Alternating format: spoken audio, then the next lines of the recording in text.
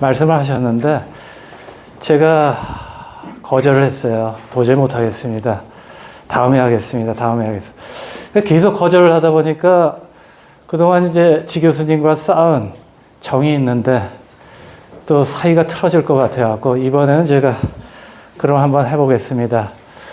하면서 제가 이제 강의 자료를 준비하기 위해서 이것저것을 이제 봤는데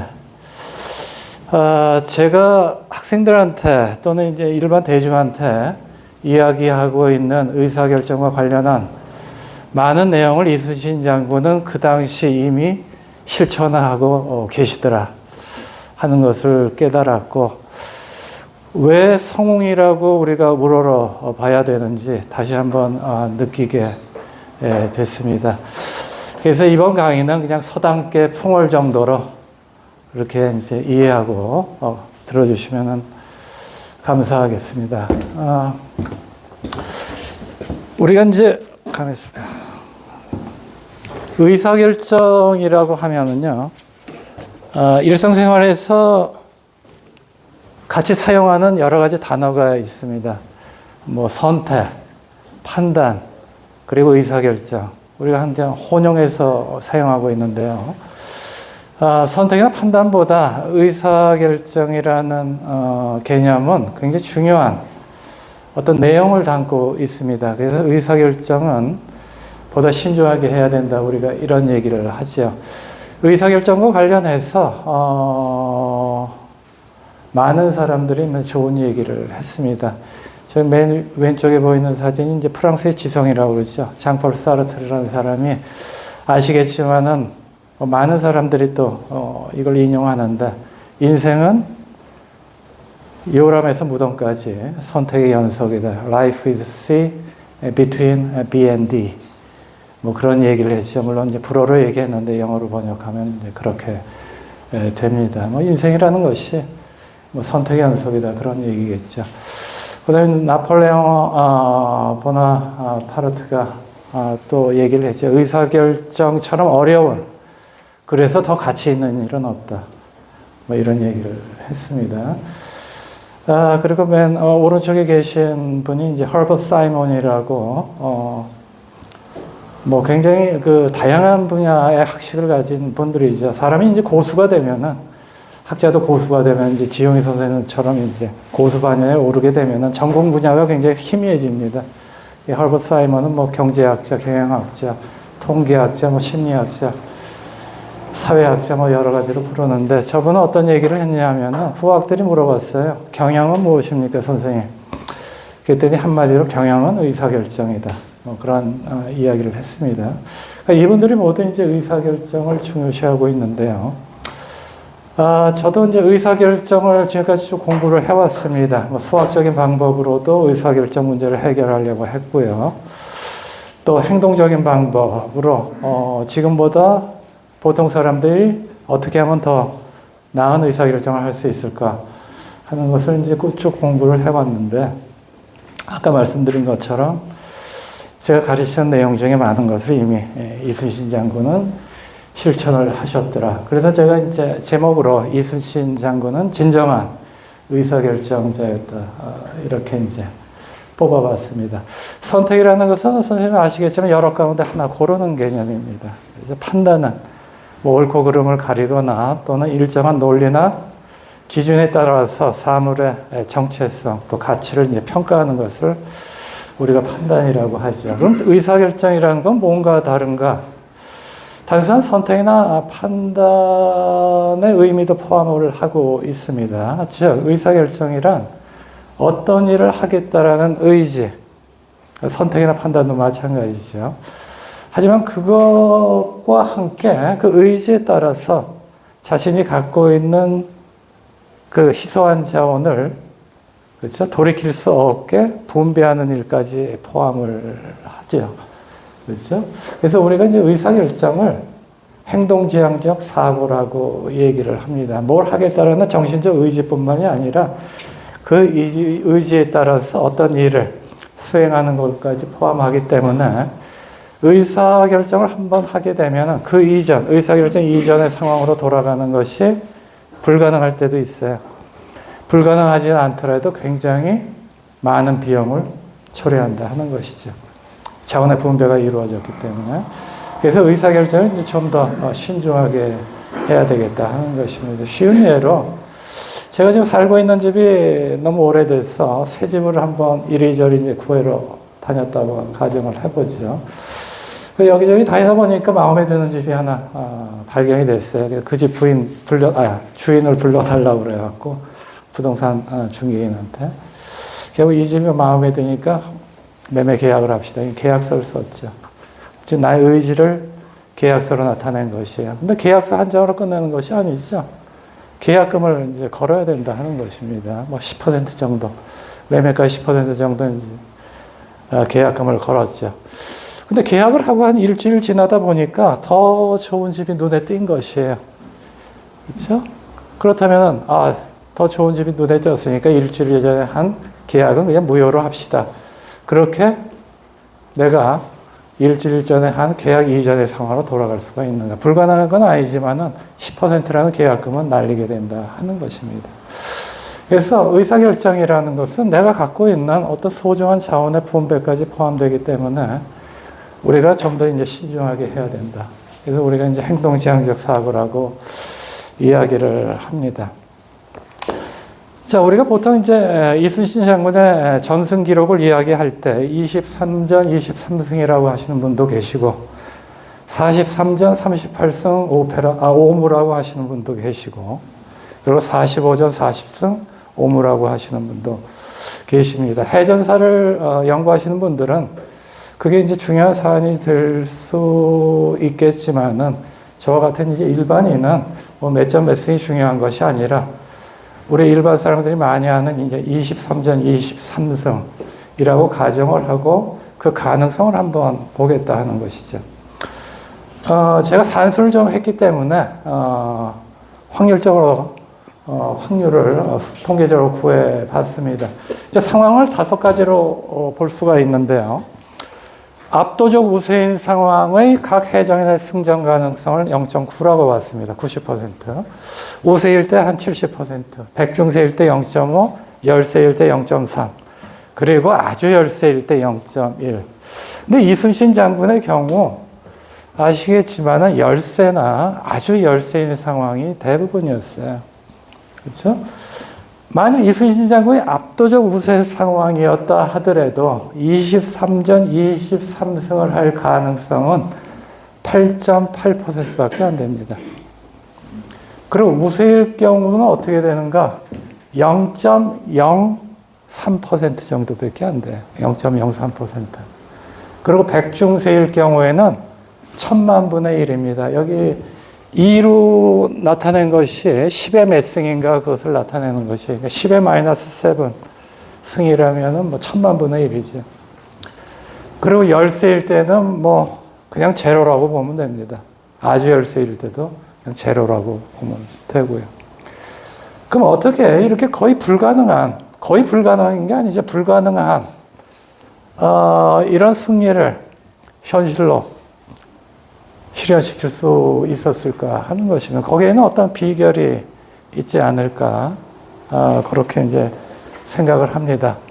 사실 권투선수 같은 사람들은 뭐 23전 23승 개인의 기량이 아주 뛰어나고 그렇죠? 그리고 지원이 많고 그런 건 할 수가 있어요. 23전 23승 권투선수들은 굉장히 많죠. 근데 전쟁이라는 것은 전투라는 것은 혼자의 기량 갖고 하는 것은 아니죠. 그렇죠? 부하들도 있고, 그렇죠? 또 백성들도 있고, 또 정부의 지원도 있어야 하고. 그런데 아시겠지만 굉장히 열악한 상황에서도 23전, 23승이라는 기록을 세웠다. 이것은 뭐 우리가 뭐 상상할 수 없는 그런 전적이라고 할 수가 있겠습니다. 우리가 이순신 장군의 전승과 비교해서 기업 경영을 한번 이야기를 해보겠습니다. 제가 존경하는 그런 직업 중에 하나 기업의 경영자예요. 그렇죠? 우리 같은 사람들은 뭐 강의실에서 이렇게 하면은 좋겠습니다 하고 가이드라인을 제시를 할 수는 있지만은 우리가 직접 기업을 경영하는 것은 아니거든요. 근데 경영자들은 하루하루가 전쟁터죠. 전투예요. 그렇죠? 그 희소한 자원을 어떻게 배분해야지 우리가 앞으로 장기적으로도 발전할 수 있고 단기적인 이윤도 가져올 수 있는가 항상 고민이에요. 전쟁터와 같다고 우리가 얘기할 수가 있죠. 한번 제가 질문을 해볼게요. 지구상에서 대기업으로서 대기업, 그렇죠. 뭐 이태리나 일본 가면 뭐 장인 정신 그래갖고 조그만 구두가게, 뭐 음식가게, 굉장히 오래된 기업들도 많지만 그런 것들을 제외하고 대기업으로서 우리가 잘 알 수 있는 대기업으로서 지구상으로 100년 이상 살아남은 기업이 몇 개 정도가 될까? 근데 굉장히 어려운 질문이지만은 한번 개수는 추측은 해보실 수가 있을 것이면 한 몇 개 정도 될까요? 한 500개는 될까? 1000개는 될까? 1998년에 제가 그때 영국에 안식년을 1년 동안 있었는데 제 호스트가 있었어요. 케임브리지 대학의 이제 교수였는데 그 사람이 한번 조사를 해봤습니다. 그랬더니 20세기 말에 100년 이상 살아남은 대기업이 몇 개 정도였을까? 40개 남짓이었어요. 40개 남짓. 일본에 꽤 있고요. 세계적으로 대기업으로 40개 남짓이었습니다. 지금 2025년이니까 꽤 흘렀죠. 사반세기가 흘렀는데 그때보다는 많아졌을 것입니다. 그럼에도 불구하고 우리가 추측하는 것처럼 1000개 이상은 되지를 않습니다. 세본 사람은 아직 없지만요. 제가 이제 쭉 찾아봤거든요. 그 이후에 세본 사람이 있을까? 세본 사람이 없더라고요. 저도 세보지를 않고. 정확한 숫자는 모르지만은 우리가 생각하는 것보다 훨씬 적다는 것이죠. 지금 선생님이 보시는 그래프가 Creative Destruction 그래갖고 뭐 창조적 파괴라는 책에 나와 있는 도표입니다. 이건 스탠더드 앤 푸어스 500 기업의 평균 수명의 추이를 보여주고 있는 것이에요. 이것을 뭐 중소기업 이코노미에서 뭐 번역을 해서 저는 도표를 따로 만들었는데 1945년만 해도 한 90년 평균 수명이 됐답니다. 근데 세월이 지나다 보니까 급격히 평균 수명이 떨어지는 것을 볼 수가 있어요. 현재 한 15년 정도 평균 수명을 많은 사람들이 이야기를 합니다. 우리가 거북이가 150년을 산다고 그러죠. 우리 인간도 100년은 이제 산다고 그럽니다. 근데 굉장히 원대한 꿈과 의지를 갖고 태어난 그런 기업들이 왜 100년도 못 살고 사라지는가? 그 이유에 대해서 한번 같이 이야기를 한번 나눠볼까 합니다. 그러니까 이순신 장군의 23전 23승이 왜 대단한가 하는 것을 이제 보기 위해서 우리 기업의 예를 한번 들어본 것입니다. 왜 인간도 100년 이상을 살게 됐는데 100년 이상 살아남기가 어려울까? 우리나라에서 100년 이상 된 기업이 어떤 건지 기억나시는 분 계세요? 100년 이상? 네. 유한양이 아직 100년이 안 됐을 겁니다. 제가 국제표 활명서는 어때요? 맞아요. 동화약품 활명서. 그리고 몽고관장도 100년 이상이 됐다고 얘기를 합니다. 그리고 우리은행이 자기들 100년 이상 됐다고 그래야 1899년에 대한천일 은행으로 이제 고종황제 때 만들어졌는데 아시겠죠? 우리은행의 전신이라고 보기에는 좀 무리가 있습니다. 자, 뭐 우여곡절이 많았잖아요. 우리은행이 되기까지는 상하은행, 한일은행 합병하고 상하은행의 전신이 아마 대한천일은행이었을 것입니다. 그리고 두산그룹이 이제 박승직 상점에서 출발을 해서 100년 이상 됐는데 우리나라에서도 뭐 한 4개 정도 제가 꼽아볼 수가 있고요. 우리가 생각하는 대기업들은 아직 이제 100년이 되지는 않았죠. 자, 그렇다면 왜 오래 살아남기가 그렇게 힘든가 하는 것이에요. 왜 100년 이상도 살아남기가 힘든가? 여러 가지 뭐 이야기를 할 수가 있습니다. 그래서 이 질문을 하면은 많은 대답이 이래요. 변화에 대응하지 못해서 그렇다. 근데 별로 감흥이 오지를 않습니다. 왜? 우리가 항상 그 얘기는, 그 답변은 뭐 귀에 따갑게 들었기 때문이죠. 그러면서 많이 이제 예로 드는 것이 개구리우화죠. 개구리우화 다 아시다시피 뭐 개구리를 뭐 미지근한 물에 넣고 서서히 불을 지피면은 그렇죠. 온도가 올라가는 것을 감지하지 못하는데 뜨뜻하다 하다가 결국 굉장히 해피한 표정으로 삶아 죽게 되더라. 근데 뜨거운 물에 이제 개구리를 던져 넣으면은 아무리 온도 변화에 둔감한 개구리라도 그 뜨거운 물의 온도를 감지하지 못하는 개구리는 없죠. 그래서 이제 뛰쳐나가고 살게 된다 하는 것이에요. 아까 제가 존경하는 직업군 중에 하나가 기업 경영자라고 그랬는데요. 기업의 경영자가 바보가 아니죠.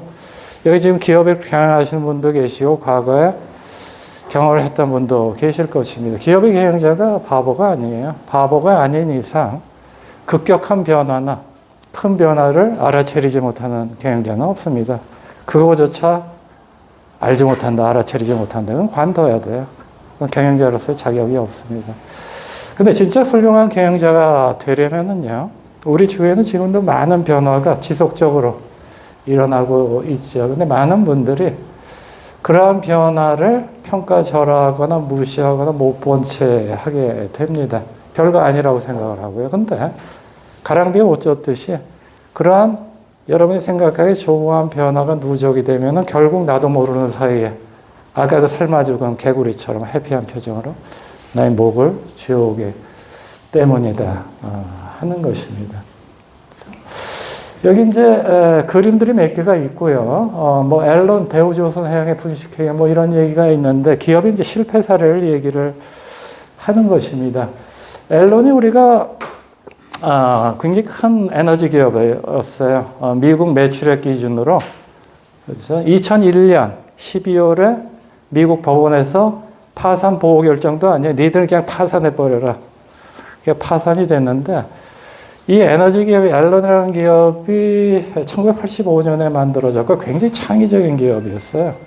굉장히 창의적인 기업이었어요. 주식시장에서 주식 거래하듯이 그 당시 온라인상에서 뭐 에너지를 거래하는 그런 아이디어도 처음 냈던 기업입니다. 1996년부터 2001년 아이러니컬하게 이제 파산할 때까지 그렇죠? 포천지 선정 미국에서 가장 창의적인 혁신적인 기업으로 선정이 됐었어요.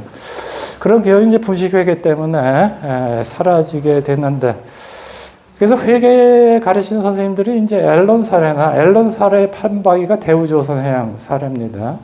앨런 사례를 얘기를 하죠. 회계 선생님은 다음과 같이 앨런 사례를 이야기를 해요. 그렇죠? 외부 감사업체 아더 앤더슨하고요. 지금은 사라졌죠. 이 사건으로. 그리고 부도덕한 앨런사의 최고 경영자들이 결탁을 해서 분식회계를 저질렀다. 뭐 그렇게 생각을 하는데 그것을 다른 관점에서 우리가 볼 수가 있습니다. 원칙을 제대로 지키지 않은 것이에요. 굉장히 조그만 회계 사안이 있었겠죠. 그렇죠? 굉장히 조그만 앨런사한테 조그만 회계 사안이 있었을 것이에요. 근데 엄격한 잣대를 들이대면은 이것은 수정을 해야 됩니다.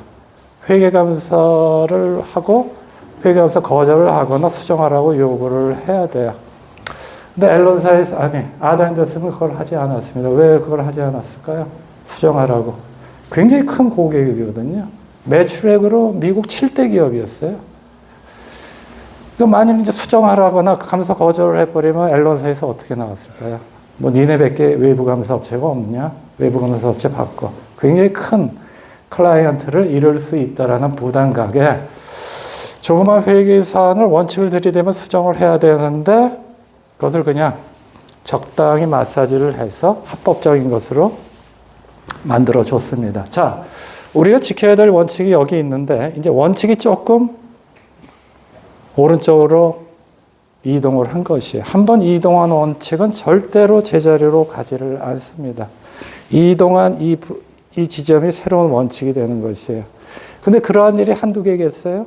새로운 원칙에서 또 원칙이 이동을 합니다. 또 이동을 하고 또 이동을 하고 자기도 모르는 사이에 그러다 보니까 원래 내가 지켜야 될 원칙하고 나의 지금 상태하고는 너무도 나도 모르는 사이에 간격이 벌어졌다 하는 것이죠. 이걸 사람들이 뭐라고 하는가? 이것을 뭐 부패, 부도덕, 비윤리 그리고 이제 실패라고 부르는 것입니다. 하일리 법칙이라고 알고 계실 것입니다. 그렇죠? 미국 트래블러스 인슈런스 컴퍼니 산업체의 부서에 근무하던 헐버트 하일리라는 사람이 있었어요. 이분이 과거 이제 산업체의 기록을 쭉 검토하다 보니까 재미있는 하나의 룰을 발견을 했어요. 그 룰을 우리가 이제 하일리 법칙 또는 1대 29대 300 법칙이라고 얘기를 합니다. 일이라는 것은 어떤 큰 사고, 대형 사고를 얘기를 하죠.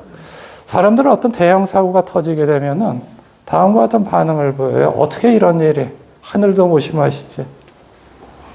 이런 반응을 많이 보이는데요. 이거는 어떻게 이런 일이가 아니라 큰 사고가 일어나기 전까지 29번의 유사한 작은 사고가 이미 있었다 하는 것이죠. 그리고 그 전에 사고로 이어지지는 않았지만 우리가 니어미스라고 그러는데 사고로 이뤄질 뻔한 유사한 징후가 300번이 있었다 하는 것이에요.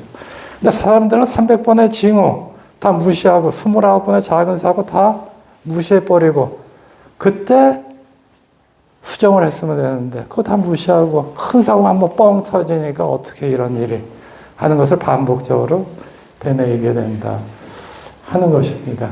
그렇죠? 그래서 지금 표준의 조정이란 말이 있는데 표준의 조정 그러면 좋은 말 같은데 좋은 말이 아니고요. 조금 전에 제가 얘기 드렸던 원칙이 나도 모르는 사이에 조금씩 이동하다 보면은 내가 원래 지켜야 될 원칙과 나의 상태와는 굉장히 큰 간극이 벌어질 수가 있다 하는 것입니다. 그래서 기업이 이제 실패하는 원인을 뭐 그렇게 얘기할 수가 있고 또 다른 또 이유가 있겠죠. 여기 보면은요. 토마스 쿡이나 이제 코닥이라고 잘 아실 것입니다. 뭐 코닥 사례는 너무도 유명하죠. 코닥이 뭐 때문에 망했다 그러죠? 디카 때문에 망했다 그랬잖아요. 근데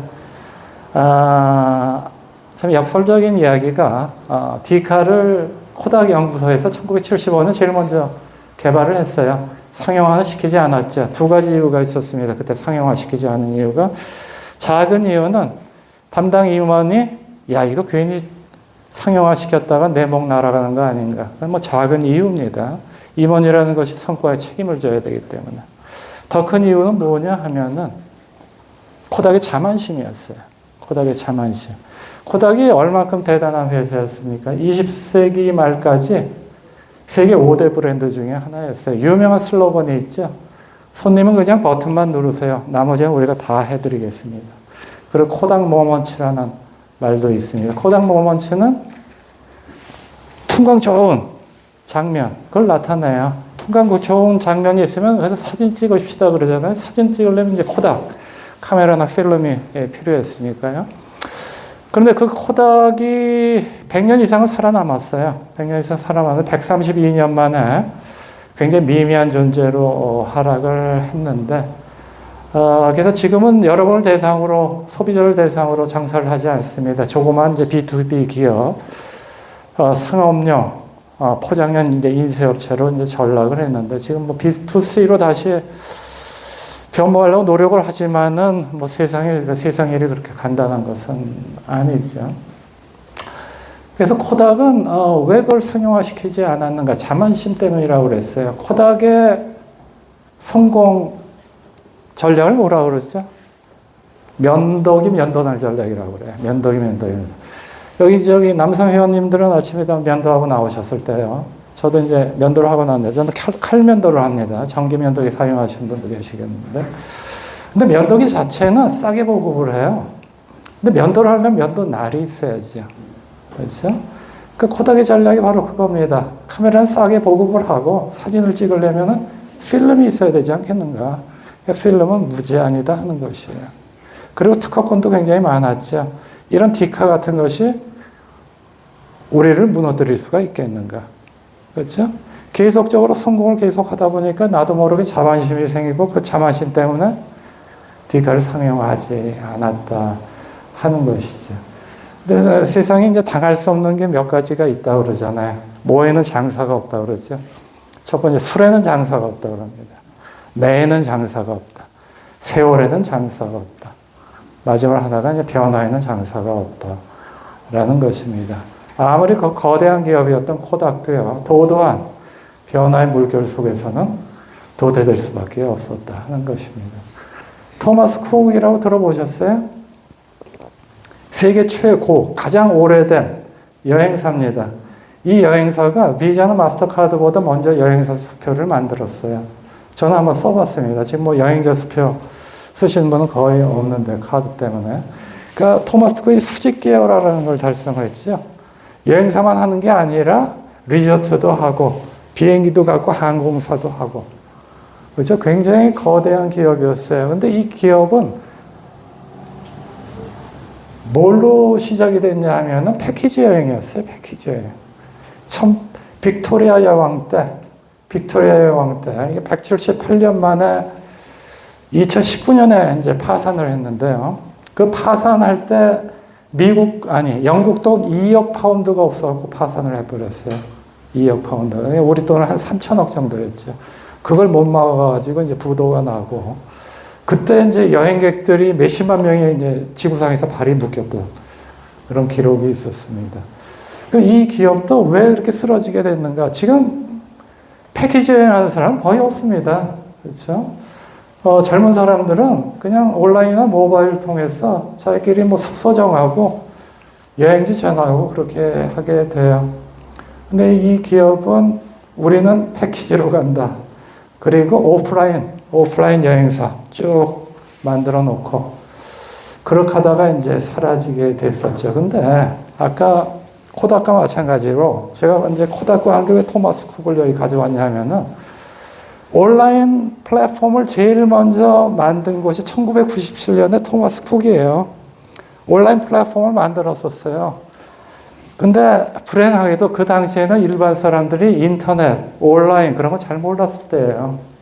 그렇죠? 통신 속도도 굉장히 늦고요. 그래서 자기들이 온라인 플랫폼을 만들었는데 이게 장사가 안 되니까 우리는 기존대로 오프라인 그리고 패키지로 간다. 그러다가 아까 말씀드린 것처럼 변화에는 장사가 없죠. 178년 만에 도산을 하게 됐다 하는 것입니다. 자, 그래서 제가 이제 기업이 왜 이렇게 오래 살지 못하고 쓰러지게 되는가에 대해서 그 이유를 잠깐 말씀을 했는데, 그래서 우리는 이제 민첩해야 된다고 얘기를 합니다. 뭐 민첩이라는 건 그저 빨리빨리 움직이는 것이 아니죠. 그렇죠? 조그마한 변화라도 잘 캐치하고 나와 우리 조직의 모습을 이제 변화시키는 것을 이제 민첩이라고 하는데요. 우리가 계속 성공을 하게 되면 나도 모르게 이제 자만심이 생기게 된다 그러죠. 선생님들 한번 경험을 해보셨을 것입니다. 지금 긴 인생을 사시면서 성공할 때도 있고, 성공 때문에 좀 자만하다 보면 좀 하얀 길을 걸을 때도 있고 그럴 것입니다. 그래서 업계 최고의 가장 큰 적은 자만심이라고 그래요. 그리고 가끔 가다가 우연히 성공을 이루었는데 그게 마치 자신의 능력 때문에 성공을 했다고 착각을 하게 돼요. 그걸 이제 자기 위주 편향이라고 얘기를 합니다. 그리고 설레의 함정. 과거 어떤 방법으로 성공을 했으면은 세상에 성공하는 방법은 그 방법밖에 없는 줄 착각을 해요. 근데 과거 어떤 방법으로 성공을 했지 않습니까? 그 방법은 더 이상 쓸모가 없는 방법이에요. 버려야 됩니다. 근데 사람들이 잘 버리질 못해요. 아까 코닥처럼. 우리는 그냥 필름으로 계속한다. 면도기 면도날 전략으로 계속한다. 그러니까 과거의 성공 방법을 버리지 못하고 계속 그 방법에 유효할 것이라고 착각을 하게 되죠. 우리가 이제 설레의 함정이라고 얘기를 합니다. 설레의 함정이 위험한 이유는요, 새로운 시도를 방해하기 때문에 그래요. 과거 이상의 결과를 결코 얻을 수가 없다 하는 것입니다. 그래서 이제 마이클 델이라고 델 컴퓨터 창업자입니다. 이 사람이 뭐 이것과 관련해서 좋은 말을 했죠. 어떤 성공을 거두었거든 나노 세컨드라고 그랬죠. 10억 분의 1초 동안만 축배를 들고 계속 전진해라. 그리고 뭐 마스티다 보노스케, 제가 일본 사람이요 굉장히 존경하는 사람입니다. 우리 기업인도 이 마스시다 정경의숙처럼 그런 뭐 이순신 학교 같은 걸 좀 설립해 줬으면 좋겠어요. 청년들한테 어떤 정신을 고양시키기 위해서요. 마스시다 보노스케도 뭐 성공은 운의 덕으로 돌리고 실패는 나의 탓으로 돌리라, 이런 얘기를 했어요. 근데 뭐 많은 사람들이 뭐 이렇게 행동하지는 않는 것 같습니다. 성공을 하게 되면은 우연히 일어난 것도 내 덕이고 실패는 남의 탓이고 이렇게 돌리는 사람들이 많은데, 이순신 장군은 어떤 말씀을 했죠? 명랑대첩에서 승리를 했지 않습니까? 이건 천행이다. 원균 같으면 어떻게 했어요? 이건 내 덕이야. 내가 잘해서 이렇게 됐을 거야. 근데 이순신 장군은 하늘의 행운이었다. 뭐 그렇게 이제 겸손했다 하는 것입니다. 그 자만심이 업계에서 제일 잘 나가는, 그리고 뭐 업계뿐만이 아니라 모든 곳에서 가장 큰 적이 되는데, 이것은 뭐 잘 아시겠지만은 짐 콜린스라는 사람이 How the Mighty Fall, How the Mighty Falls라고 2009년에, 이 책은 굉장히 급하게 쓴 책이에요.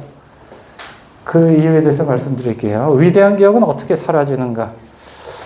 이 책에서 이제 페이지 한 60페이지 정도에 보면은 잘 나가던 기업이 망하는 5단계가 있어요. 첫 번째 단계가 뭐냐면은 성공을 하게 되면 이제 자만이 생기게 돼요. 그렇죠? 그리고 모든 것이 새롭지가 않습니다. 내가 해봤는데, 그렇죠? 내가 해봤는데 이건 이렇게 하면 돼. 저건 저렇게 하면 돼. 그렇죠? 성공에 대한 자만이에요. 자만이 이제 단계 2로 가면 원칙 없이 이제 사업 확장을 합니다. 이것저것 문어발식으로 기업을 인수합병하게 됩니다. 우리가 이제 인수합병할 때의 명분이 뭐지요? 시너지예요. 그리고 뭐 우리가 지금은 이 업종이 없는데 다른 업종도 우리가 같이 함으로 해서 전체적으로 뭐 사업을 확장해 보자. 시너지 환상, 뭐 전략적 제휴, 뭐 그런 이유로 명분으로 하는데, 사실은 몸집 불리기예요. 내가 재계회의 갔더니 한 30위권밖에 안 돼.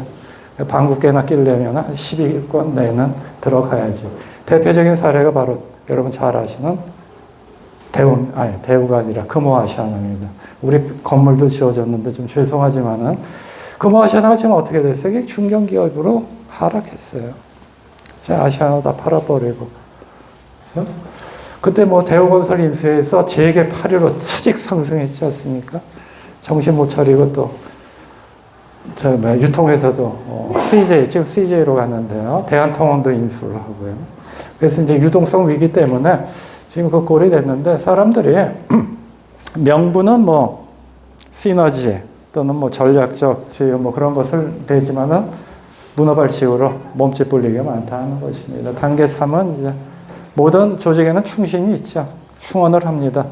회장님 이러시면 안 됩니다. 근데 뭐 회장님이 그걸 들으세요. 그러다 보니까 이 회사는 틀렸구나 그러면서 좋은 인재가 이제 나가게 되고, 단계 4는 이제 자기 눈에도 보입니다. 기업이 쓰러져 가는 게 보여요. 구원을 갈망하지요. 무분별한 이제 회생방을 모색해요.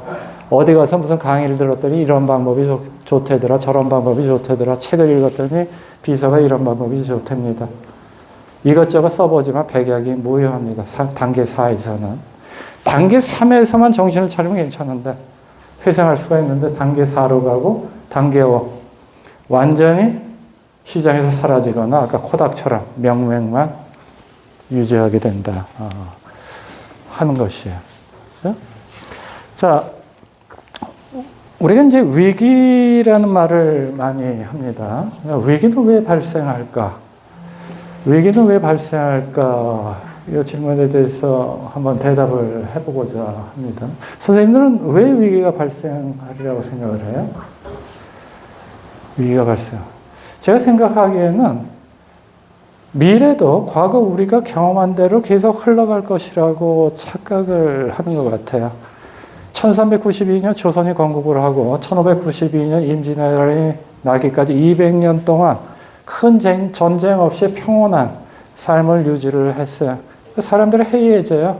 앞으로도 계속 이 상태가 계속되겠지. 근데 그렇지가 않았어요. 갑자기 이제 왜군이 쳐들어왔습니다. 그러니까 혼비백산에서 어떻게 할 줄 몰라요. 맞습니다. 우리가 이제 타성의 저주라는 말이 있어요. No mercy bias라고 얘기를 합니다. 그러니까 미래가 과거처럼 흘러갈 것이라는 착각입니다. 과거와 미래에 흘러갈 것이라는 착각. 그걸 우리가 이제 타성의 저주라고 얘기를 하죠. 저기 보면은 책 표지가 하나 나와 있습니다. 저기, 권 회장님처럼 증권회사에 계시던 분은 읽어보셨을 텐데요. 블랙스완이라는 책이죠. 책 껍데기인데요. 저거는 세컨드 에디션입니다. 2009년에 세컨드 에디션이 나왔고, 퍼스트 에디션은 2007년에 나왔어요. 나심 탈레브라는 이 사람이 어떤 사람인가 하면은 이제 월스트리트에서 비즈니스 애널리스트로 굉장히 오랫동안 근무를 했습니다. 수학을 전공한 사람이에요. 그러니까 그러니까 수학을 전공하니까 월스트리트에서 이제 굉장히 어려운 뭐 파생 상품 같은 그런 만들던 사람이에요. 이 사람이 2007년에 저 블랙 스완이라는 책을 냈는데, 저 책의 내용은 다음과 같습니다. 월스트리트의 탐욕, 허상, 그리고 모두들 지금 경제가 괜찮다고 그러는데 그렇지가 않고 곧 버블이 꺼지고 큰 충격이 다가올 것이다. 근데 2007년에는 저 책이 그렇게 인기가 없었어요. 그죠? 거들떠도 보지 않았습니다. 근데 2008년에 저 사람이 저 책에 담은 내용 그대로 현실화돼 버렸어요. 그래서 2009년 세컨 에디션은 굉장히 많이 팔렸습니다. 저 책의 제목이 이제 블랙 스완인데, 블랙 스완은 아시다시피 두 개의 상충되는 단어가 모여 있죠. 스완은 원래 백조니까 하얘야 되는데 앞에 블랙이라는 이제 형용사가 붙었습니다. 이제 검은 백조라는 것이죠. 17세기 말까지 유럽 사람들이 이제 세계를 제패했죠. 바다를 지배했었으니까. 네덜란드 탐험가가 호주 근방을 탐험하다가 경이로운 현상을 목격을 했어요. 전혀 상상도 할 수 없는 현상. 뭐냐? 백조는 백조인데 백조같이 생겼는데 깃털이 검더라는 것이 어떻게 이런 일이? 그래서 우리가 이제 과거의 경험으로는 상상할 수 없는 어떤 경이로운 현상을 우리가 이제 블랙 스완이라고 얘기를 하죠. 저 책에 보면은 굉장히 재미있는 우화가 나옵니다. 칠면조의 착각이라는 것인데요. 어떤 행복한 칠면조가 있었어요. 왜 행복한가 하니, 이 집에 온 이후로 매일 아침 9시면은 주인님이 맛있는 모이를 가져다 주는 것이에요. 하루 이틀도 아니고, 한 달, 두 달도 아니고, 1000일이라는 긴 시간 동안. 그러니까 행복도가 점차 증가를 하겠죠. 그렇죠? 이게 1000일째 이제 모이를 먹고 난 다음에 이렇게 이제 칠면을 생각을 합니다. 내일도 우리 주인님은 나한테 맛있는 모이를 가져다 줄 것이야. 근데 1001일째 되는 날 자신의 기대와는 달리 모이 대신에 주인님이 긴 칼을 갖고 오시는 거예요. 그리고 자신의 목을 이제 치는 것이에요. 목이 날아가는 순간 아차 속았구나 하면서 행복도가 제로로 급락한다는 그런 얘기입니다. 이건 뭐 칠면조 뿐만이 아니라 우리 모두가 이제 새겨들어야 될 우화지요. 많은 사람들이 과거는 미래의 거울이라고 착각을 합니다. 과거의 패턴대로 미래는 진행이 될 것이요. 근데 그렇지가 않죠. 그래서 금융회사 다니시던 분들은 이 블랙 스완에 굉장히 민감합니다. 쉬운 예로 이제 정규분포라는 거 있잖아요. 미래의 불확실성을 이제 수학적으로는 확률 분포로 표현을 하는데, 권기정 회장이 그러시죠. 그렇죠? 정규분포에서 이 꼬리 쪽은 뭘 나타내는 것이죠? 일어날 가능성이 거의 없는 것이에요. 근데 그 꼬리 쪽이 요새 점점 두꺼워지고 있습니다. 수학적으로 첨도가 높아진다고 그래요. 그래서 증권회사에서는 그 꼬리 쪽이 뭐죠? 바로 이제 블랙 스완이 되는 것이에요. 블랙 스완이 일어날 가능성이 점점 높아지니까 거기에 경계를 해야 되겠다고 우리가 이야기를 하죠. 근데 블랙 스완과 함께 우리가 이제 위기 요인으로서 그레이 리노라는 회색 코뿔소라는 용어를 많이 사용을 합니다. 이 회색 코뿔소는요, 2013년 WPI라고 세계정책연구소 그 당시에 그 소장이었던 여성입니다. 미셸 부커가 중국의 부상을 이야기할 때 이 용어를 썼어요. 근데 이 용어가 굉장히 세계적으로 인기를 얻게 됨에 따라서 이 미셸 부커가 지금은 그레이 리노 앤 컴퍼니 그래갖고 회사를 하나 차렸습니다. 그래서 강의하러 다니고 하는데요. 회색 코뿔소는 뭐냐 하면은 이제 바보들이 당하는 이제 위기 요인이라고 생각할 수가 있는데요. 코뿔소가 2톤이 넘치죠, 무게가. 그래서 먼 곳에서 달려오더라도 보이지는 않지만 쿵쾅쿵쾅 그 소리 때문에 코뿔소가 달려오고 있구나 하는 걸 감지할 수가 있어요. 코뿔소가 달려오면 어떻게 돼요? 피하지요. 다른 곳으로 숨을 만한 곳을 발견해서 피해야 되는데 피하지 않고 그냥 수수방관하다가 그대로 코뿔소한테 그냥 바치는 것입니다. 그러니까 회색 코뿔소는 뭐냐 하면은 지속적인 경고로 인해서 앞으로 일어날 가능성이 굉장히 많은 사건이에요. 그리고 그 사건이 한번 터지면 임팩트도 굉장히 큽니다. 엄청난 충격을 가져오지만은 별다른 방법도 없고 해서 그냥 무두커니 수수방관하다가 그대로 바치는 그러한 개념을 얘기를 하고 그걸 이제 회색 코뿔소라고 얘기를 하고요. 우리나라도 이제 문재인 정부 때 이런 일이 있었죠. 일본에서 우리랑 이제 사이가 안 좋았지 않습니까? 그래서 소부장이라고 그럽니다. 소재 부품, 장비. 우리가 일본보다 제조업 부분에서 나은 점도 많이 있지만은 우리가 뭘 만들기 위해서는 굉장히 정밀한 부품의 소재가 필요할 때도 있어요. 그건 일본에서 가져옵니다. 그렇죠? 그 부품을 위해서 만들지 못해요. 근데 지금까지 문재인 정부 초반까지는 그래도 우리가 옆 나라니까 화이트리스트, 그러니까 많은 절차를 생략하고 수입을 해주게 놔뒀어요. 근데 사이가 굉장히 안 좋아졌죠. 그러니까 몇 번 경고를 했습니다. 니들 이거 이제 우리가 화이트리스트에서 이제 배제를 해야겠다. 근데 문재인 정부에서 어떻게 나왔지? 니들이 감히 그렇게 할 수 있겠어? 별 준비를 안 했어요. 준비를 안 하다 일본이 그냥 화이트리스트 배제를 해버리니까 그때 준비한 기업들은 괜찮았어요. 근데 준비하지 않은 기업들은 그냥 허둥지둥되고 그런 사례가 있어요. 그게 바로 이제 회색 코뿔소의 한 예라고 할 수가 있다 하는 것입니다. 그래서 우리가 이제 블랙스완도 조심을 해야 되겠지만은 이 회색 코뿔소 수많은 경고로 인해서 개연성이 높고 파괴력도 엄청난 것에 대한 대비가 필요하다 하는 것입니다. 우리가 임진왜란, 정유재란을 겪었는데 소를 잃으면 외양간이라도 튼튼하게 고치면 괜찮아요. 근데 소를 잃고도 외양간을 허술하게 고치니까 어떻게 돼요? 회색 코뿔소에 대한 학습이 안 되니까 청나라로부터 또 굴욕도 당하고 인조 때 병자호란 또 우리가 경험하게 됐다 하는 것입니다. 미래에 대한 해안이 굉장히 중요하다고 그럽니다. 앞을 내다볼 수 있는 그런 능력이 굉장히 중요하다고 그래요. 지금 이 그림은 제가 좋아하는 그림이에요. 제가 가져와 봤는데요. 르네 마그리트라고 벨기에 초현실주의 작가입니다. 이 작가의 이제 통찰력이라는 제목의 그림인데요. 이 그림 보면 재밌죠. 이제 화가가 화폭에 큰 새를 그리고 있어요.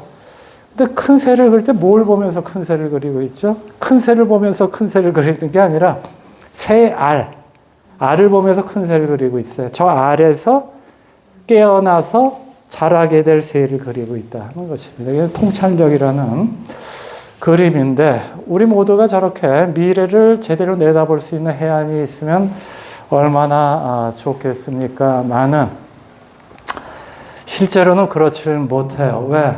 세상의 변화가 너무도 심하고 불확실성이 점점 더 증대되고 있기 때문이죠.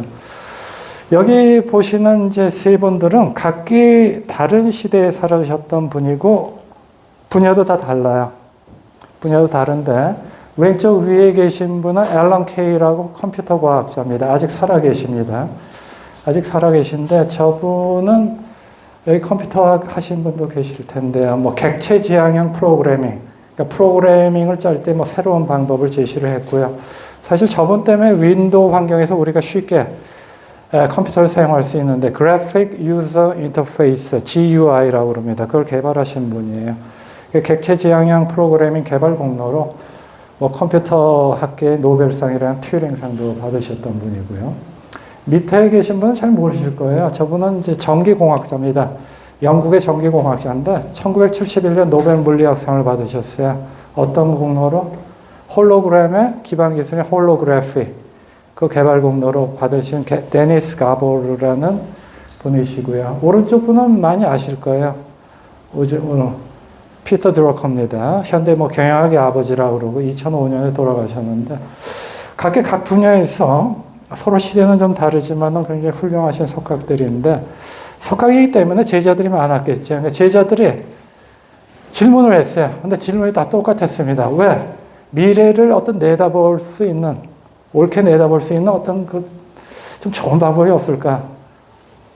선생님들한테 질문을 했죠. 근데 세 분의 대답이 단어만 조금 다르지 똑같았어요. 뭐라고 대답했을까요? 어떤 통계적인 방법을 사용해서 미래를 예측하라? 그렇지는 않았겠죠. 어떤 의미 있는 말을 대답으로 했는데 그 대답이 세 분이 다 똑같았어요. 세 분의 공통된 대답은 다음과 같습니다. 네가 원하는 미래를 네가 만들어라. 그러니까 미래를 예측하는 것이 역설적으로 그만큼 더 굉장히 어려워졌다 하는 것입니다. 그래서 네가 뭘 원하거든 그 원하는 바를 설정하고 그것을 위해서 준비를 하라. 뭐 그런 얘기겠죠. 그렇죠?